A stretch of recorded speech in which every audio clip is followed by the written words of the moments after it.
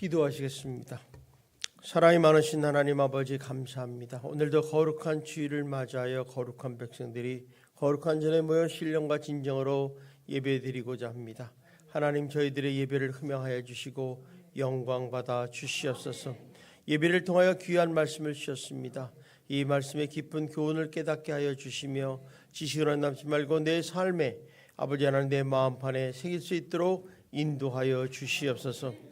우리 성도님들마다 다 복받기를 원합니다. 하나님 신령한 복, 풍성한 물질의 복도 허락하여 주셔서 조금 더 부족함이 없도록 이 세상에 어려움 없도록 승리하는 인생이 되게 하여 주시옵소서. 예수님 이름으로 기도하옵나이다. 아멘. 우리 옆 사람하고 인사합시다. 날마다 좋은 일이 날 것입니다. 한 번 더 인사합시다. 당신은 잘 되는 사람입니다. 네. 하나님께서는 하나님의 자녀들, 하나님 백성들에게 복 주시기를 원하십니다. 아마 여러분들도 복 받기 원하시죠? 자, 그런데 그러면 하나님께서 하나님의 자녀들에게, 하나님 백성에게 주시기로 하는 복이 뭐냐는 거죠. 무조건 뭐 복 달라 그러면 다 줄 것이냐? 성경에 보면요, 복이라는 단어가 400군데나 나와요. 그게 무슨 얘기냐면 하나님이 복에 대해서 많이 창세기부터 요한계시록까지 계속 거듭하고 있는 걸 보게 돼요. 좀 더 구체적으로 살펴보면 복은 두 가지로 이제 단어로 차원으로 알 수 있어요. 하나는 물질적이고 정말 세속적인 현실적인 문제에서 물질의 세상의 복이라 할 수 있고, 또 하나는 영적이고 내세적인 또 차원의 복으로서 근원적이고 절대적이고 영원한 복을 말합니다. 그래서 이런 복을 하늘의 신령한 복이다, 하늘에 속한 신령한 복이라고 얘기해요. 예를 들면 이런 거죠. 구원의 복, 죄사함의 축복, 또 천국 가는 축복, 하나님의 자녀가 축복, 이런 여러 가지가 있어요. 우리 에베소서 1장 3절에 한번 찾아봅시다. 시작. 찬송하리로다 하나님 곧 우리 주 예수 그리스도의 아버지께서. 자, 보세요. 그리스도 안에서 하늘에 속한 모든 신령을 우리에게 주셨대. 자, 어떤 복을 줬는가 보면 4절 이하에 보면 흠없고 거룩한 하나님의 자녀가 되는 복을 줬대요. 그러니까 우리가 하나님의 자녀가 됐다는 것은 하나님의 나라에서 엄청난 축복인 걸 알아요. 또 우리가 그리스도의 십자가의 피로 우리의 모든 죄를 사하여 주시는 그런 구속의 복을 주셨대요. 세상에 우리 죄를 누가 용서해 주시겠어요? 예수님의 피로 용서해 줬다는 거죠. 또 성령으로 마치 우리에게 도장 찍듯이 인치하셔서 나의 것이라고 하면서 소유의 복을 주셨어요. 그래서 하나님은 자녀를 보고 나의 것이다 이렇게 말씀을 하시는 거예요. 이 복은 예수님 때문에 우리에게 값없이 주어진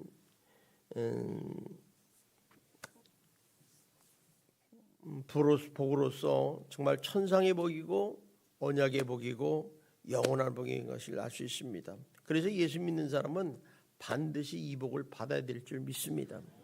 그래서 우리가 이런 얘기를 많이 해요. 이 복받은 성도님들은 찬양하는데 94장에 보면 주 예수보다 귀한 것은 없다. 이 세상의 부귀와 명예와 행복과도 바꿀 수 없다고 고백을 합니다. 그래서 우리가 이 구약 신약을 총 들어서 가장 축복은 뭐냐? 바로 예수 그리스도라고 할 수 있어요. 그래서 우리가 예수 그리스도를 믿는다는 것은 무지무지한 복을 받는 거예요. 여러분 한번 옆 사람하고 인사합시다. 우리 예수 그리스도를 믿읍시다. 믿어야 돼요. 그냥 예수 그리스도를 믿지 않고 귀로 슉 지나가면 아무 소용이 없어요. 우리는 이 복을 많이 받아야 됩니다. 그래서 오늘 이렇게 주에서보다 귀한 것은 없다고 하면서 이 성경 말씀에 말씀하시는 복을 보면 두 가지 복을 볼 수 있어요. 영적인 축복도 있고, 또 하나는 우리가 이 세상을 살아가는데 하나님의 자녀로서 백성으로서 살아가는데 어려움 없도록 하나님의 물질적인 복도 주신다는 것을 발견하게 됩니다. 그런데 문제는 오늘날 많은 사람들이 복 그러면 뭐라고 그래요? 돈 이렇게 생각해요.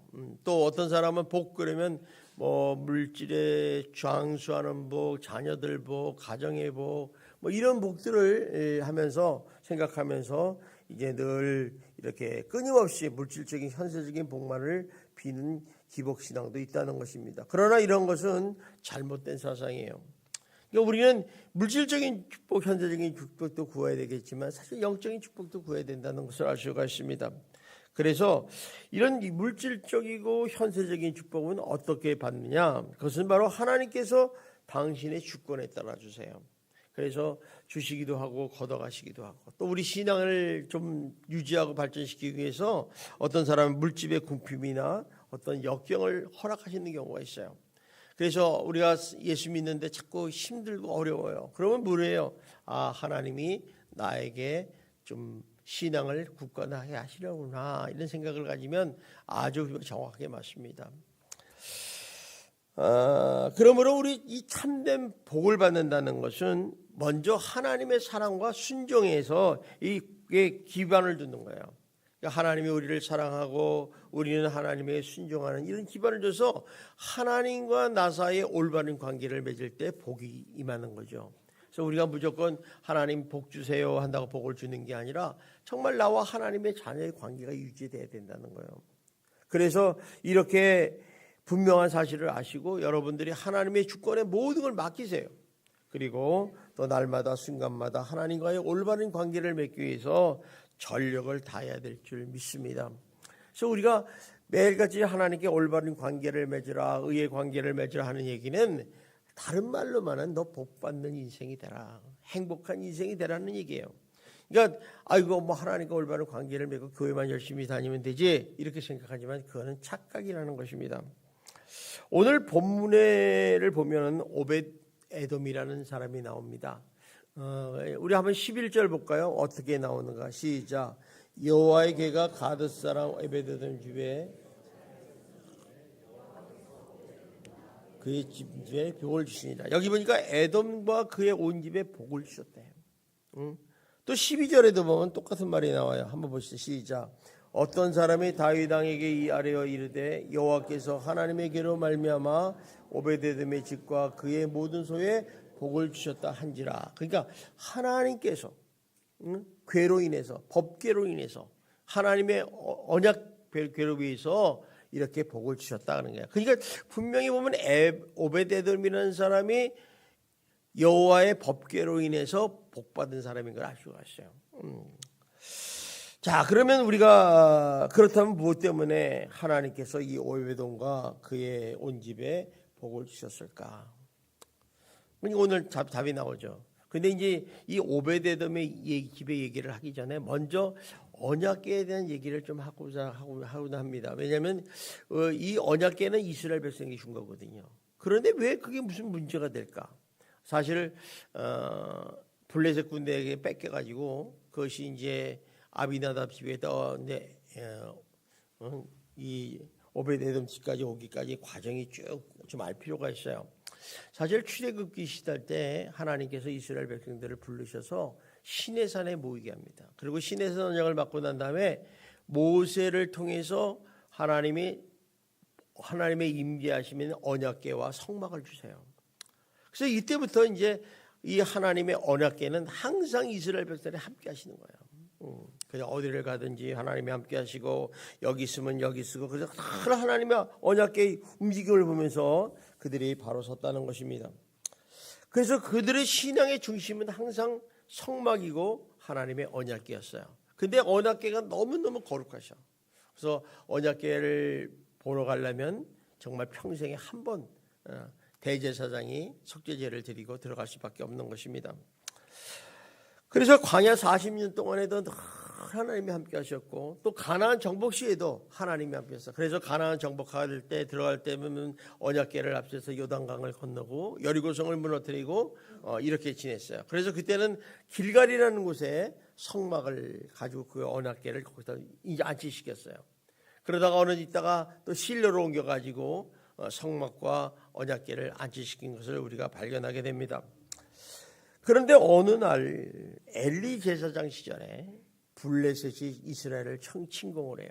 그래서 이제 이 블레셋과 아벡에서 싸움을 했는데 이 이스라엘이 지는 거예요. 사람이 자꾸 죽고 밀리니까 안 되겠다. 우리 하나님의 여호와의 언약궤를 가지고 와서 싸우면 백전비상. 왜냐하면 그 전까지는 그들의 선조들이나 경험을 보면 언약궤를 앞세우고 오면 하나님이 지켜주시고 보호해 주시고 승리하게 하시는 거예요. 그러니까 이들도 이 전쟁에서도 우리가 지금 지고 있으니까 언약궤를 모셔야 되겠다. 그래서 언약궤를 모시고 와서 싸우다가 블레셋에 대패를 해버립니다. 그리고 언약궤를 뺏겨요. 그러자 이제 블레셋 사람들은 뭐 어떻게 합니까? 언약궤가 이스라엘에 복을 주시는 하나님의 성궤라 생각했고, 그래서 그것을 자기네 나라의 아스돗이라는 다곤의 신전에다가 다곤 신상 옆에다 딱 갖다 놓습니다. 그런데 그 다음날 새벽에 나가보니까 다곤의 신장이 탁 쓰러져 가지고 조각조각 나버려요. 근데 그것만 났으면 괜찮았는데 이 아스돗 지역에 하나님의 큰 독종의 그 재앙을 내려버리십니다. 그게 너무 두려운 거예요. 괜히 언약궤를 가지고 갔으면 복을 받을 줄 알았는데 이렇게 재앙이 오는 거야. 안 되겠다. 그래서 이제 아스돗에서 다시 가드로 옮깁니다. 또 가드로 가기까지 어땠습니까? 가드 사람들은 뭐 더 낫겠어요? 여호와 하나님 손이 심한 환난과 재앙을 그대로 내리는 거예요. 가드 사람들도 너무 무서운 거예요. 그래서 이제 안 되겠다. 그래서 또 가드 사람들이 어디로 오면 에글론이라고 옵니다. 에글론도 마찬가지죠. 똑같이 그런 재앙과 어려움을 당하니까 너무 두려워서 이건 우리가 가져야 될 것이 아니구나. 이게 복된 건 줄 알았더니 승리의 언약궤인 줄 알았더니 이게 아니더라. 저주의 언약궤였다는 거예요. 그래서 이제 이 사람들이 이스라엘을 보내려고 작정하는데 그때 블레셋 군대에서 뺏긴 뒤가 7개월이나 지났어요.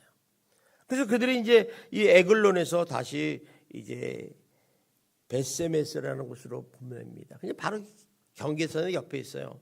그래서 베세메스도 보내니까 또 베세메스 사람들은 처음 언약궤를 보잖아요. 그러니까 너무 호기심이 있는 거예요. 그래서 언약궤 뚜껑을 딱 열고 들여다봤다가 수만 명이 죽어버려요. 이들도 놀란 거예요. 그러니까 언약궤가 무엇인지를 몰랐다는 거죠. 하나님의 법궤가 무엇인지를 몰랐다는 것입니다. 그래서 이제 살령을 보내서 기럇여아림에 살고 있는 아비나답 집에 하나님의 언약궤를 안치시킵니다. 그게 이제 7장 사무엘상 7장 1절 2절의 말씀이에요. 우리 한번 읽어보시죠. 시작. 기럇여아림이 사람들이 와서 여호와의 궤를 옮겨 산에 있는 아비나답의 집에 들여놓고 그의 아들 엘리야사를 거룩하게 하더라요. 궤가 기럇여아림에 들어간 날부터 20년 동안 오래 있은지라 이스라엘 온 족속의 여호와를 사모하냐. 그러니까 기럇여아림이라는 아비나답의 집에 20년 동안 있었어요. 근데 이게 20년 동안 있으면 간단한데 잊어버렸어요. 사무엘 시대 때도 지나가고 사울 왕 때도 지나가 버리고 다윗의 때가 돌아왔을 때 비로소 언약궤를 생각하게 됐다는 거예요. 그러니까 참 이런 걸 보면 오랜 세월 동안 여기까지 건 100년이라는 세월이 걸렸는데 100년 동안 이 언약궤에 대해서 기억을 상실하다 보니까 이들에게 어떻습니까? 아무런 관심이 없는 거예요. 또 뭐 이것 때문에 뭐 거들떠보지도 않죠. 그러다 보니까 서서히 하나님의 언약궤에 대해서 잊어버렸다는 거죠. 근데 사실은 이 하나님의 언약궤가 그들의 신앙의 중심이라고 그랬잖아요. 근데 잊어버린 거예요. 우리도 마찬가지입니다. 우리도 신앙생활하다가 교회를 자꾸 떠나고 예배를 등한시하고 그러면요, 나중에는 내가 교인인지 세상 사람인지 잘 몰라. 1년에 한두 번 나오고 나 예수 믿어 이런 사람들은 이제 자기의 신앙이 무너지는 걸 모르는 거예요. 이게 한마디로 다시 말하면 이스라엘 백성은 여호와 신앙이거든. 여호와 하나님을 믿는 신앙인데 이 신앙이 무너졌다는 것을 우리가 발견하게 된다는 것입니다. 자, 그런데 이제 하나님을 나의 왕으로 섬기는 이스라엘 왕으로 인정하는 그 다윗이 왕이 되어버려요. 그래서 이제 왕으로 등극하고 난 다음에 정치적으로, 사회적으로, 군사적으로 안정화되자 이제 하나님의 언약궤를 찾으려고 나선답니다. 그래서 이제 이게 보십시오. 한번 이 사무엘하 5장 25절을 한번 보겠습니다. 시작. 이에 다윗이 여호와의 명령대로 행하여 블레셋 사람을 쳐서 게바에서 게셀까지 이르니라. 그러니까 무슨 얘기냐면 기럇 여아람이 지역이 이 당시만 해도 블레셋이 점령한 지역이었어요. 그러니까 요게 아주 애매모호한데 쫓아내니까 얘네들이 거기서 쑥 빠지니까 이제 찾으러 가는 거예요. 그래서 이제 이 다윗이라는 사람이 왕이 제일 먼저 한 일은 이제 전 이스라엘 전국에서 한 3만 명을 모집해요. 이 언약궤를 가지고 이제 다윗성으로 옮기기 위해서. 그리고서 이제 이 새로운 수레를 만들어서 이제 이들이 찬양하면서 다윗성으로 옮기는 장면이 계속해서 나옵니다. 우리 한번 3절을 봅시다. 시작. 그들이 하나님의 궤를 새 수레에 싣고 산에 있는 아비나답의 집에서 나오는데 아비나답의 아들 우사와 아요가 그 새 수레를 보니라. 그러니까 새 수레를 만들었다. 이 말은 실었다는 것은 우리 그렇잖아요. 큰 것보다 새 거가 낫잖아. 그죠? 그래서 이게 하나님의 언약궤에 대한 경외심이라고 그럴까? 또 아주 존귀하게 여기는 그런 마음을 가지고 이제 모든 최선을 다했다는 거예요. 나름대로. 그러고서 이제 그 아비나답 집에서 이제 나오는 아들 우사와 아요라는 사람인데 아요라는 사람을 앞에다 세우고 우사를 뒤에다 세우고 이제 하나님의 성 다윗성을 향해서 여러분이 예루살렘성이죠. 여기서 이제 움직이기 시작했다. 이제 그 얘기입니다. 자, 그런데 문제는 나곤이라는 타작마당에 이르러요. 그럴 때 갑자기 이를 끌던 소들이 날뛰기 시작하는 거예요. 뭐 때문에 그런지 몰라요. 날뛰니까 어떻겠습니까? 수레에다가 언약궤를 세워 이렇게 모시고 살살 가는데 막 뛰니까 이 수레가 막 넘어지려고 그러잖아요. 그러니까 이 뒤에서 있던 우사가 뭐 얼마나 당황하겠어요. 떨어지면 깨지니까 급한 나머지 그냥 탁 붙잡아 버린 거예요. 그런데 하나님은 그를 보시고 그 자리에서 직사를 시켜요. 정말 순식간에 일어난 일이에요. 그러다 보니까 어떻게 사람이 죽으니까 어때요? 뭐 이 다윗성으로 옮기는 이 언약궤의 행사는 중단이 돼버리고 말았다는 것입니다. 자, 6절 7절 한번 봅시다. 시작. 그들이 나곤의 타작마당에 이르러서는 소들이 뛰므로 우사가 손을 들어 하나님의 궤를 붙들었더니 여호와 하나님의 우사가 잘못함으로 말미암아 진노하사 그를 그곳에서 치시니 그가 거기 하나님의 궤 곁에 죽으니라. 자, 보세요. 다윗이나 그 일행은 하나님에게 최선을 다해서 최고 예우를 당해서 수레에 싣고 다윗성으로 가는 중이에요. 그러니까 굉장히 우리가 보기에는 하나님께 좋은 일, 선한 일을 하지 않았겠어요. 근데 왜 우사를 죽였느냐? 우사를 죽였느냐? 그래서 나중에 알고 보니까 우사가 여기 보니까 하나님이 우사가 잘못함으로 말미암아 여기서 힌트를 받아. 이게 우사가 뭐가 잘못했구나. 근데 무슨 얘기냐면 우사가 죽은 이유는 하나님 말씀대로 행하지 않았기 때문이라는 거죠. 우리 여러분 신앙생활 할 때는요, 우리가 하나님 말씀을 잘 지켜 행하는 게 중요합니다. 왜냐하면 하나님은요, 여러분들이 하나님 말씀을 지키느냐 하는 자를 유심히 보세요. 오늘 보세요. 별것도 아닌 건데 유심히 보다 그거 하나 오겠다고 그 자리에서 직사를 시키는. 그러니까 그래서 어떤 사람들은 구약의 하나님은 무시무시한 심판의 하나님이라고 생각을 해요. 우리 신약의 하나님은 공의의 하나님은 사랑의 하나님으로 행하잖아요. 근데 하나님은 뭐 구약의 하나님 따로 있고 신약의 하나님 따로 있는 게 아니라 항상 공의와 사랑이 있는 하나님이라는 거죠.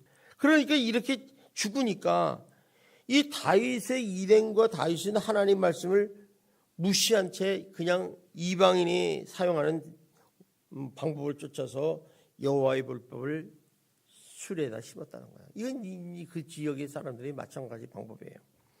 그런데 울사가 이렇게 거룩하신 임재하시는 하나님의 임재인 성물에다가 언약궤에다가 손을 댔다는 거죠. 이거는 한마디로 하나님의 진노를 받게 죽게 될 수밖에 없었다는 것입니다. 사실 우리 입장에서 세상적인 입장에서 보면 이 날뛰는 수레에서 날뛰는 이 소들 때문에 언약궤가 이렇게 뒤틀려서 떨어질 것 같으니까 당연하게 붙잡아야 되지 않겠어요? 이거는 인간적인 생각이라나 우리가 상황윤리상에서도 볼 때 전혀 잘못이 없어요. 아무리 세상에 그렇지 여러분이라도 그러면 법궤가 떨어지게 가만히 기다리겠어요? 저거 만지면 죽으니까 난 안 된다 이럴 수가 없잖아요. 그죠? 그래도 그 수백 년 동안 섬겼던 그 법궤인데 떨어지면 큰일 나거든.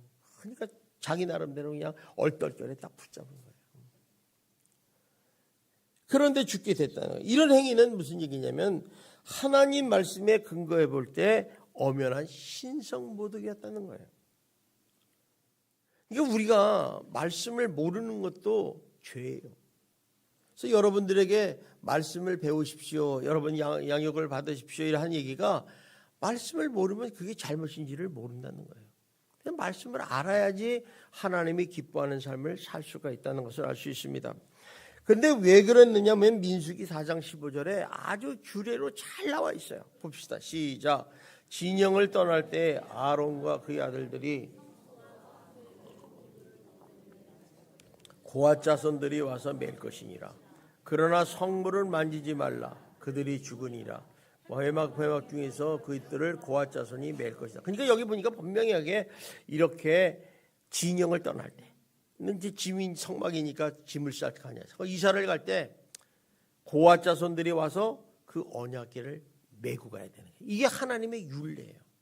그러니까 우리가 보면 그냥 그거 좀 그거 누가 문제인데 무슨 상관이야. 그런데 하나님이 그렇지 않았어요. 레위 지파 중에 고앗 자손만이.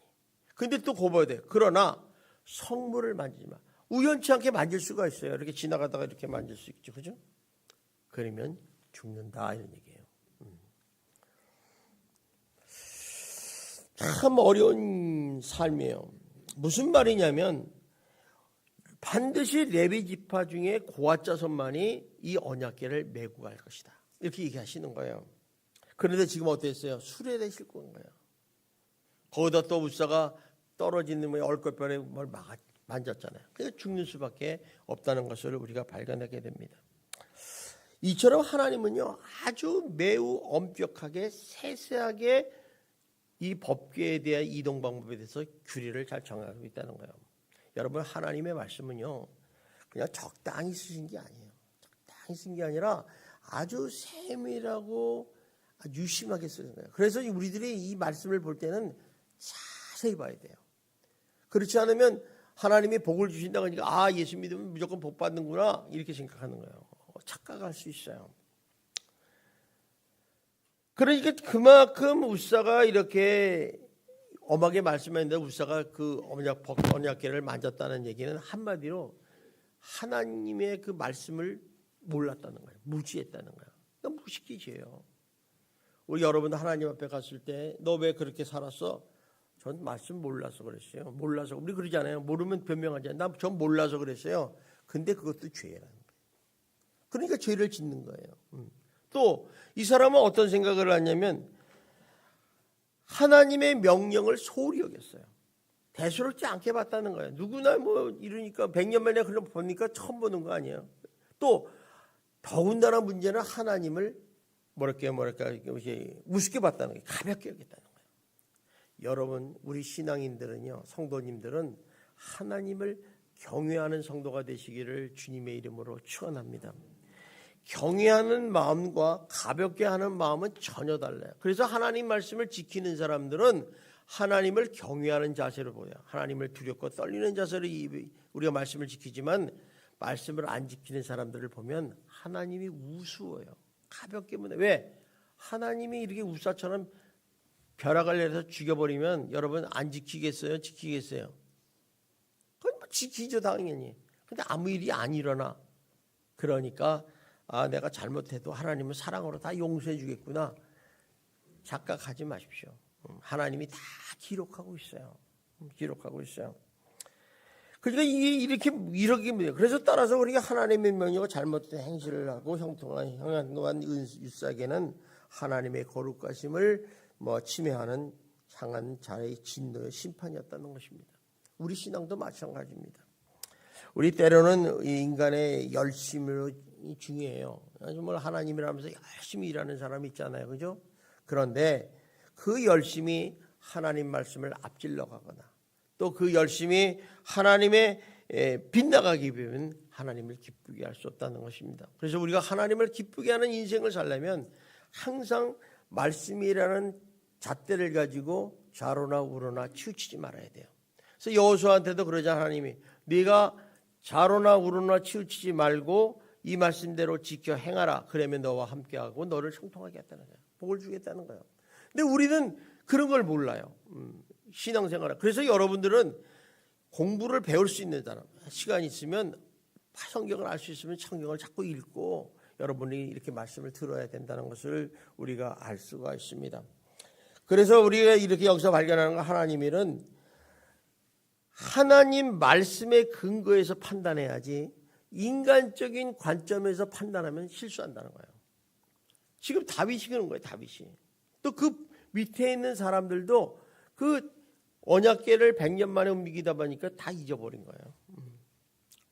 자, 우리 한번 8절을 보겠습니다. 시작. 여호와께서 웃사를 치심으로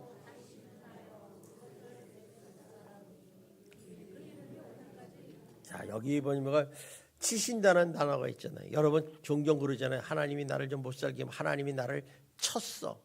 여기 죽인다는 얘기야. 치신다는 얘기는 그런 소리 하지 마요. 그냥. 앞으로 이제 여러분 죽음은 쳤다고 그러지만 죽지 않잖아요. 그죠? 하나님이 웃사를 쳤다. 그러니까 다윗이 분했다. 이게 분해. 왜 분해요? 하나님이 미워 죽겠어요? 그게 아니에요. 다윗은 어떻게든지 이 언약궤를 다윗성으로 옮기려고 계획을 세우고 진행을 했잖아요. 그런데 다윗과 웃사의 잘못으로 인해서 이 진행이 꺾여버린 거예요. 그러니까 스스로 화가 나. 아유, 바보 같은 놈. 우리 이러잖아요. 우리가 일을 하다가 엉망진창이 돼버려요. 아우, 이 바보 같은 머리. 아우, 이런 식으로 똑같은 거예요. 자기 스스로에 분해한 거예요. 화가 난 거예요. 그래서 얼마나 화가 났냐면 이 사람이 그 지형을 갖다 뭐라고 그랬냐면 베레스 웃사라고 해요. 베레스. 이게 뭐냐면 웃사가 하나님께 죽임을 당했다. 이런 뜻이에요. 하나님이 웃사를 쳐서 죽임을 당한 장소 이렇게 얘기하는 거예요. 베레스 웃사. 그러니까 이런 장소는 안 잊어버려요. 잊어버려야 돼요. 이걸 기억하고 이게 뭐지 그러지 말아요. 그래서 이제 이게 하나님께서는 이렇게 다윗을 굉장히 두렵게 했다는 거죠. 6장 9절 봅시다. 시작. 다윗이 그날에 여호와를 두려워하여 이르되 여호와의 궤가 어찌 내게로 오리오 하다. 자, 법궤를 옮기다가 웃사가 죽는 모습을 보고서 다윗이 얼마나 당황했겠어요. 두려운 거예요. 혹시 다시 예루살렘 성에 되다듬으면 이런 하나님의 재앙이 우리에게 내리지 않을까 이런 걱정이 된 거예요. 좀 쉽게 얘기하면 하나님의 언약궤가 우리 나라를 지켜주고 복을 주시는 건 줄 알았더니 이렇게 저주와 심판을 주시는구나. 당황한 거예요. 그래서 그 다음에 뭐냐면 이 언약궤가 어찌 내게로 오리요. 아, 이거 내가 보면 안 되겠다. 고민을 하는 거죠. 그 다음에부터. 그래서 10절을 한번 봅시다. 시작. 다윗이 여호와의 궤를 옮겨 다윗성 사이에 즐겨하지 아니하고 가드 사람 오베데돔의 집으로 메어가니라. 그러니까 다윗이요 이 언약궤 사건을 통해서 엄청난 충격을 받았어요. 그래서 야 이걸 어디로 옮길까 이제 막 고민하고 있었죠. 고민하고 이제 야 근데 뭐 거기 3만 명 이상의 사람들이 봤잖아요. 근데 아무도 가져가지 않은 거야. 왜냐하면 지내할 수 없는 게 자기들도 갔다 오면 이렇게 벼락 맞아 죽을 줄 알고 걱정한 거죠. 근데 말이에요. 아마 이제 이런 거 있을 것 같아요. 이게 다윗의 마음이 이제 법궤를 옮기는 그런 계획을 그냥 싸그리 식어져 버렸어요. 이제 안 되겠다 이런 생각을 했다는 거예요. 그러면 우리가 오베네돔이 복을 받은 이유가 뭐냐는 거죠. 우리 10절을 다시 한번 보면요. 여기 이런 게 있어요. 10절. 다시 한번 읽어보시죠. 시작. 다윗이 여호와궤를 옮겨 다윗성 자기에게로 메어가기를 즐겨하지 아니하고 가드 사람 오베네돔의 집으로 메어간지라. 자, 이거 보니까 아마 이런 얘기를 했을 거예요. 오베데돔이 다윗이 궤를 하고 즐겨하지 않으니까 오베데돔이 아마 나가서 이런 얘기를 했을 거예요. 왕이요, 이 법궤를 저희 집으로 모셔도 되겠습니까? 허락해 주십시오. 아니 그렇게 고민하고 있는데 누가 가져가는 게 좋잖아요. 그래서 이제 허락을 해서 오베데돔이 집으로 메어서 갔어요. 그러면 오베데돔이라는 사람이 도대체 누구냐는 거죠. 이 사람은요, 여러분들이 이 말씀을 보면서 좀 감을 잡았겠지만은 이 사람은 가드 지역에 살고 있는 고아 자손이에요. 레이지바. 그러니까 이 가드 그때만 해도 그 경계선이기 때문에 블레셋에 있다가 가드가 블레셋 땅이거든요. 그다가 이스라엘 땅으로 하다가 그러면서 살던 사람이에요. 그러니까 고아자손이니까 이 사람은 직무가 뭐예요? 항상 하나님의 성전에서 언약궤를 이동할 때 어깨에 메고 간다는 역할을 감당한 사람이었어요. 이걸 아는 거예요. 그러니까 이 언약궤를 우리 집에 옮겨도 어깨에 메고 가면 괜찮겠다. 근데 메고 간 거예요. 그러니까 이 무슨 말이냐면 받아들이기 어려운 상황에도 불구하고 분명한 것은 오베드돔이 하나님의 법궤를 그의 가정에 모셨기 때문에 복을 받았다 이런 얘기예요. 그러니까 이 우리가 법궤를 자기네 집에 모셨다는 의미는 뭐냐면 복을 주시는 하나님을 모셨다는 거예요. 만복의 하나님을 모셨다는 거죠. 가정에 모신 거예요. 다시 말하면 이 아무도 받아들인 상황에서 오베드돔의 법궤를 모셨기 때문에 복을 받았다는 거예요. 사람이 여러분 가만히 생각해요. 하나님의 언약궤는 어디에 있어요? 성막에 있어야 돼요. 당연하게. 성막에 있고 그것도 지성소에. 그래서 지성소에 언약궤를 가려면 대제사장이 1년에 한 번 속죄제를 드리고 들어갈 수밖에 없잖아요. 그런데 이 어마무시한 이 거룩한 성물인 법궤를 오베드돔의 집에로 모셨다. 보통 일이 아니에요. 보통 일이 아니에요. 그래서 요세푸스라는 역사가는 이 오베드돔의 가정을 이렇게 말을 해요. 한번 읽어보세요. 오베드돔의 집에 법궤가 처음 들어갔을 때에는 이스라엘에서 제일 가난한 가정이었는데 3개월 후에 법궤는 그 가정을 떠날 때에는 이스라엘 나라에서 제일 큰 부자가 되었더라. 놀랍잖아요. 3개월 만에 엄청난 복을 받은 거예요. 이거 하나님께를 모신 지 석 달에 불과했는데 가시적인 복을 받은 거예요. 가시적인 복. 그러니까 이 가시적인 복을 받다는 건 분명히 뭐 우리가 영적으로 생각하는 그런 복이 아니라 실질적인 삶의 속에서 물질의 복을 받던가 뭐 어떤 죽은 사람이 뭐 일어나던가 이런 복을 받겠죠. 그러니까 이런 복을 받았다는 사실을 굉장히 기억하셔야 돼요. 또 하나는 이 오베드돔과 온 집안이 복을 받게 된 계기는 하나님의 법궤 앞에서 살았다는 거예요. 이 법궤 앞에서 산다는 게 쉬운 일 아니잖아요. 가정에 모시고 복귀했다는 건데 여기 보니까 사무엘하 6장 11절을 한번 읽어봅시다. 시작. 또 여호와의 궤가 가드 사람 오베드돔의 집에 석 달을 있었는데 여호와께서 오베드돔과 그의 온 집에 복을 주시나니. 석 달을 있었다는 얘기는 거주했다는 얘기예요.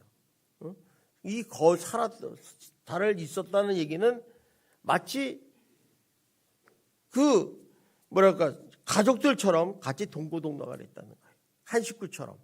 그러니까 법궤를 어떻게 보낸 걸 우리 상상할 수 있어요. 여러분 아비나답이라는 가정은요 어떻게 법궤를 했냐면요 법궤를 지키는데 책임을 다한 가정이에요. 그러니까 뭐든 법궤를 이렇게 창고에다 딱 놓고서 이제 절대는 못 들어오게 이렇게 지키는 역할만 했는데 이 오베드돔은 어땠어요? 다 법궤 앞에서 법궤에게 찬양하고 예배드리고 또 이렇게 영접하고 나서 잘 이게 모셨다는 거예요. 우리도 이런 얘기를 하잖아요. 우리 예수 믿는 가정은 하나님을 우리 집에 믿음의 가정으로 섬겨야 된다. 복 받는다는 거예요.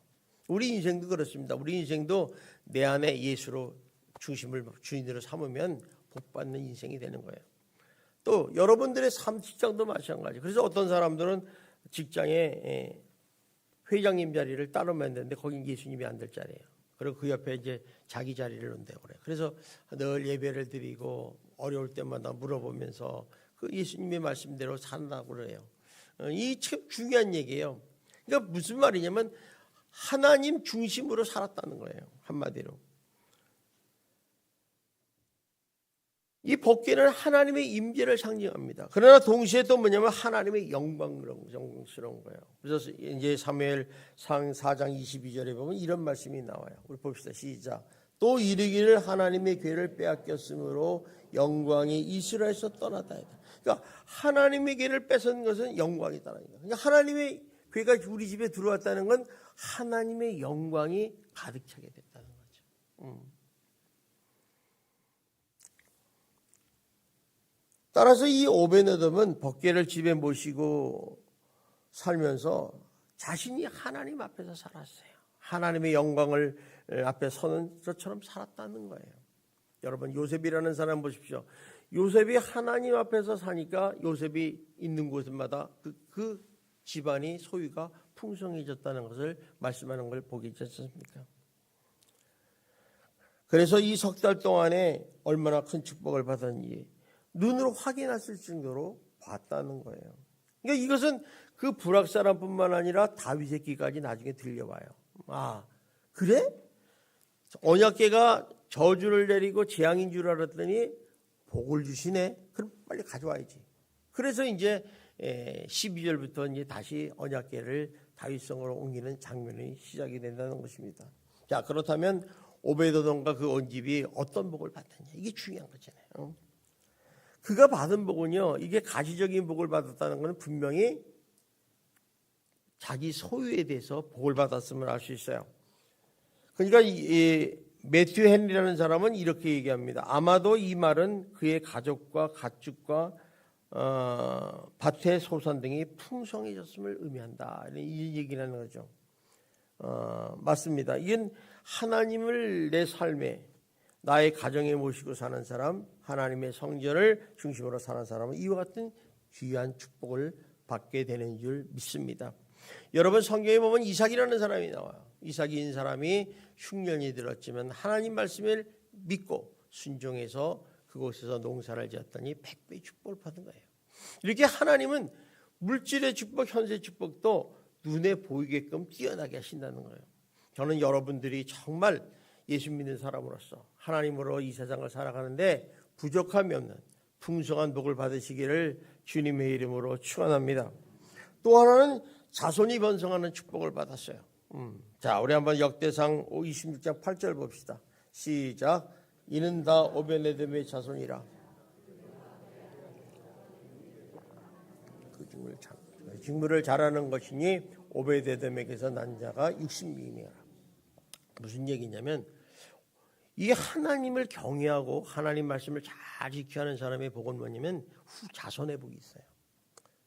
우리 부모들도 그렇잖아요. 여러분들도 성에 내 자식이 잘 되기를 원해요? 망하기를 원해요? 아, 그렇지. 잘 되기를 원하잖아. 근데 복 받아야지. 그러니까 오베데돔이 이렇게 하나님을 경외하고 이렇게 법궤를 잘 섬기니까 하나님이 그 자손에게 복을 줬다는 거예요. 능력도 있지, 직무도 잘하는 자를 줬지. 난 오베데돔이 62명을 낳대. 야, 10명 낳기도 힘든데. 요새는 한 명도 안 낳으려고 그러잖아. 62명이 낳대.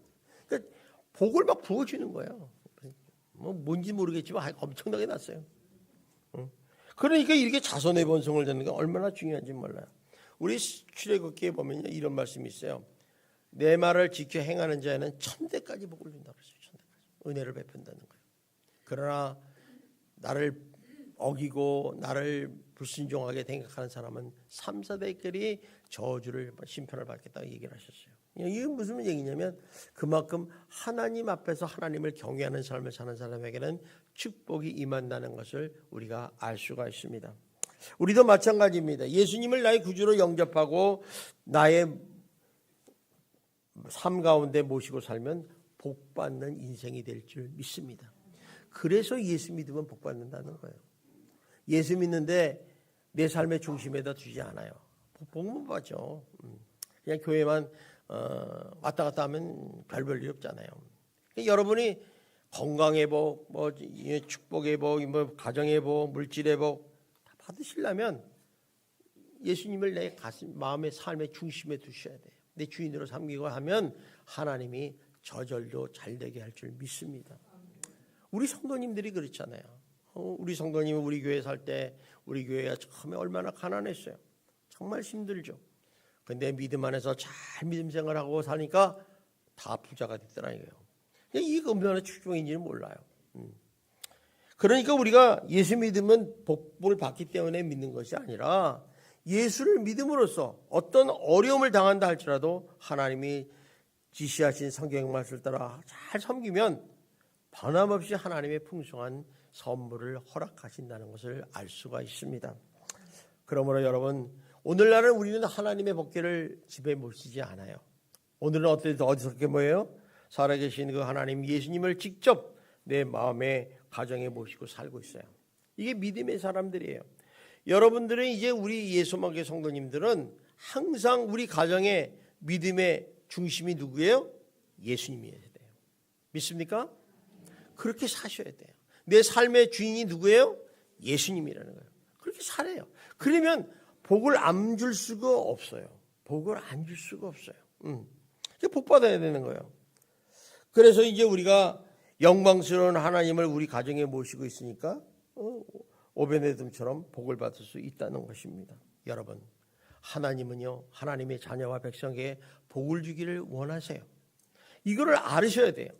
우린 복 필요 없어. 내가 열심히 돈 벌어서. 여러분, 그러지 말아요. 그냥 복 받으면 줄 땐 줘요. 우리 설날 때 세배하면 뭐 줘요? 세뱃돈 주니까 그것만 아니야. 돈만 알면 안 돼. 어르신 내가 무슨 복을 줄까? 거기서 해야 돼. 돈만 보여. 치사 찰나네. 어떤 때는 어르신 애들이 장수의 축복을 받아라. 어떤 때는 사업이 잘 되기를 복받아라. 어떤 때는 건강하기를 복받는다. 이게 더 중요하지. 세뱃돈 몇만 주나. 마찬가지 부모님도 그래요. 잘 되기를 원하잖아. 그러니까 여러분들도 하나님께 정말 하나님의 자녀고 백성이니까 하나님으로부터 복을 받기를 주님의 이름으로 축원합니다. 그래서 이 복을 받으려면 에돔처럼 오베데돔처럼 하나님을 정성을 다하여 기뻐하는 삶을 살아야 돼요. 그러면 하나님이 복을 줄 수가 있다는 거죠. 그러니까 하나님이 미운 사람에게는 복을 주고 싶어도 못 줘. 우리 장관 왜 똑같아?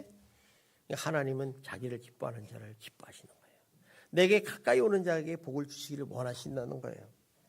그래서 우리가 하나님 앞에서는 공짜가 없습니다. 공짜. 하나님은 주시겠지. 절대 그래요. 기도하면요, 기도의 응답을 받아요. 기도 안 하면 응답을 못 받아요. 하나님을 기쁘게 하면 복을 받는다고 했잖아요. 여러분, 하나님 나라는 공짜가 없다는 걸 아시고 여러분 짧은 기간 동안 이렇게 소문날짜로 복받는 여러분이 되시기를 주님의 이름으로 축원합니다. 왜냐하면 우리가 믿고 있는 하나님이 누구냐? 만복의 근원 하나님이에요. 만복의 근원. 그분이 우리에게 복을 부어줘야지 우리가 부자가 되는 거예요. 그러니까 여러분들이 세상을 살면서도 부자가 돼 살고 또 하나님 나라에서 영적으로도 부하게 사셔서 참 사람들이 보면 예수 믿는 사람, 특히 예수만교회 와서 예수 믿는 사람들은 다 복받았다. 이 소리를 들으면 전도가 저절로 될 줄 믿습니다. 그래서 시편 16편 2절에 이렇게 얘기를 해요. 하나님이 어떤 복을 가냐. 자, 읽어보시죠. 시작. 내가 여호와께 아뢰되 주는 나의 주님이시오니 주 밖에는 나의 복이 없다이나. 주 밖에는 나의 복이 없다. 주 밖에. 또 76편 3편 28절 봅시다. 시작. 하나님께 가까이 함이 내게 복이라. 내가 주 여호와를 나의 피난처로 삼아 주의 모든 행적을 전파리라. 이 다윗이라는 사람이 하나님을 점점 가까이 할수록 복을 받는 것을 알 수 있어요. 안전을 지켜주고 넘어질 때 세워주고 이런 복을 받았어요. 자기가 멀리 하나님을 떠났더니 고통과 어려움만 오더라는 거예요. 그러므로 여러분, 우리 예수 믿는 사람들에게 최고의 복은 뭐냐? 성령 안에서 하나님이 주시는 하나님의 나라와 의를 구하는 거예요. 그래서 의인이 되는 축복, 또 하나님이 주시는 마음의 평강을 누리셔야 돼요.